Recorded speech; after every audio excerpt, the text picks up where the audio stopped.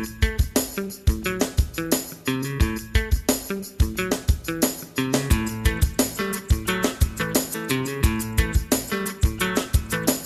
I don't know what high school was like for you, but it was a really tough time for me. I wasn't good at girls, I wasn't good at school, I wasn't good at sports. I had this GPA you could count up on 2 fingers.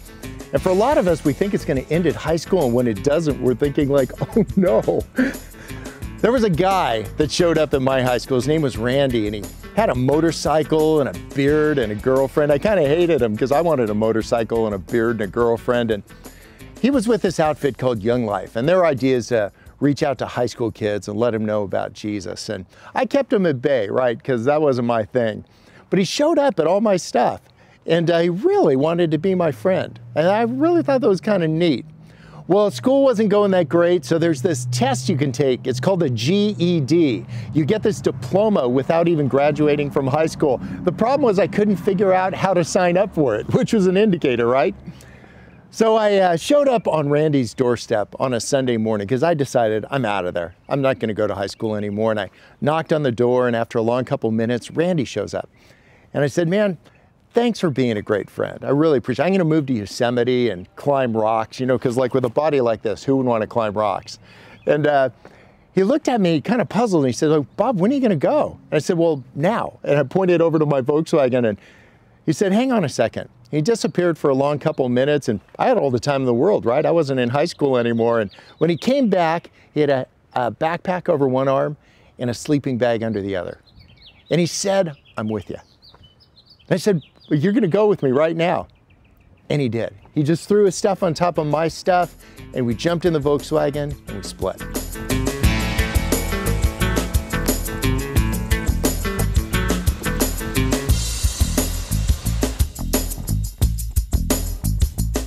So I just quit high school, just like that. I was out.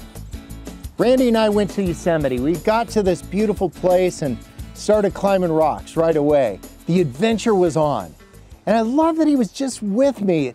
Aren't adventures a lot better when you're just doing with something? Somehow it makes quitting stuff not as scary when you're with somebody, right? And there's something that happens too. There's something really beautiful when we quit things once in a while. Do you ever feel like your life is just so filled with things that you can't even move it around? I think they make TV shows about some of us. It's called hoarders, right? We get so much stuff in our life we can't even navigate through our living rooms anymore.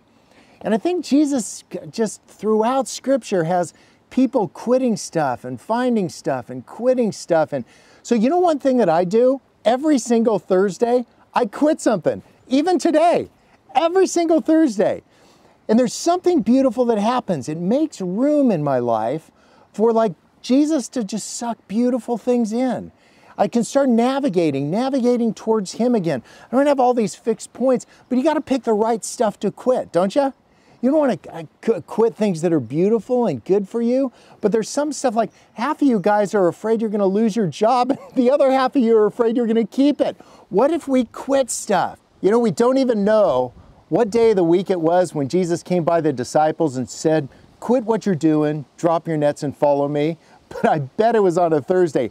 I don't even know when in Exodus Moses says, we're out of here. But I'm just hoping that was on a Thursday too. It's okay to quit stuff. It's a beautiful thing. Just quit the right stuff. That's the trick. And when I left for Yosemite, I'd felt like I'd quit the right stuff. And you know what? Sometimes we get it wrong. And that's the beautiful part about God with us, Emmanuel, right? He says like, even when we quit the wrong stuff, He'll never quit us. He's with us over and over again. We quit the wrong things. We just need to not quit Him. We just need to quit thinking that if we make a mistake, if we go through this door, somehow we've deviated from His plan. You know what His plan is? Him. Just keep loving Him. And we're never, if we don't quit doing that, we're good. So we got to Yosemite Valley and we started applying for jobs, right?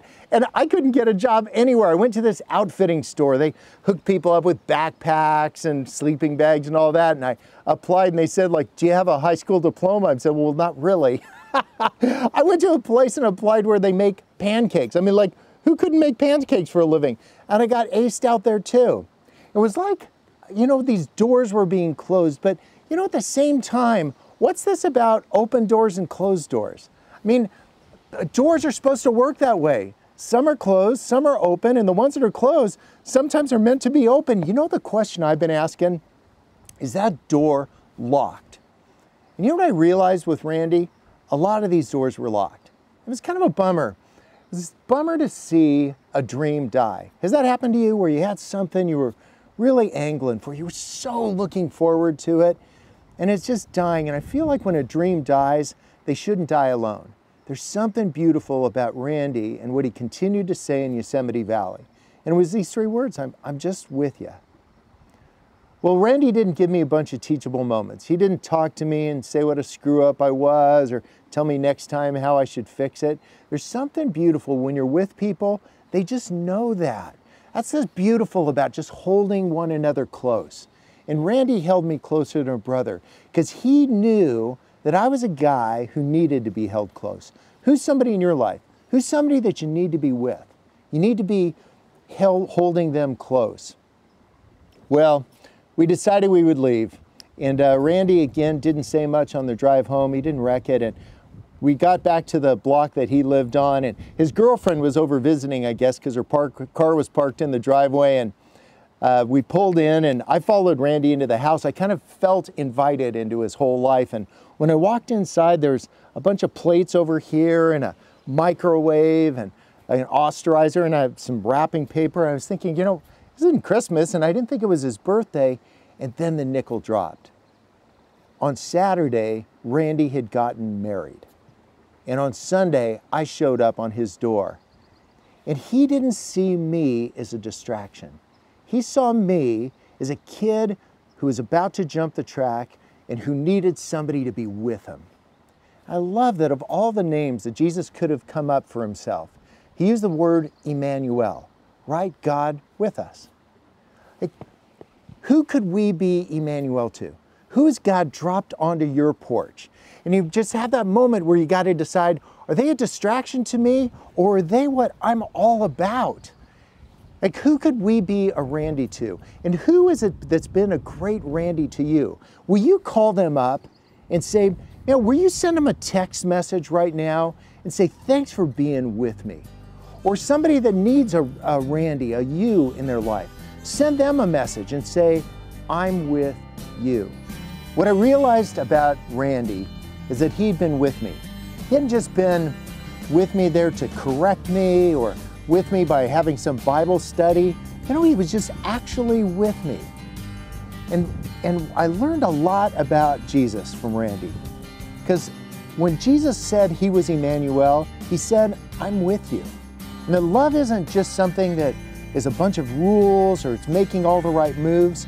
Love does.